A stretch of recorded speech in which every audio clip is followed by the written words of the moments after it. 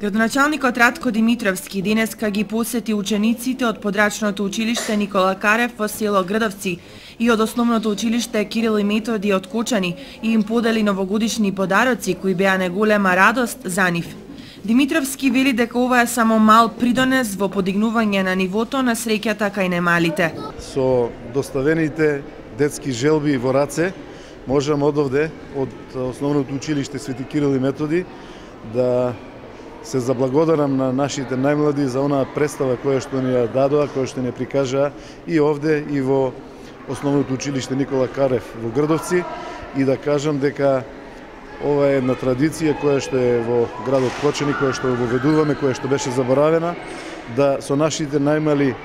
сограѓани, со нашите најмлади дечиња заеднички почнеме прославата на Нова година. Оваа година, како и претходните 4, значи 5 поред, обезбедуваме во соработка со нашиот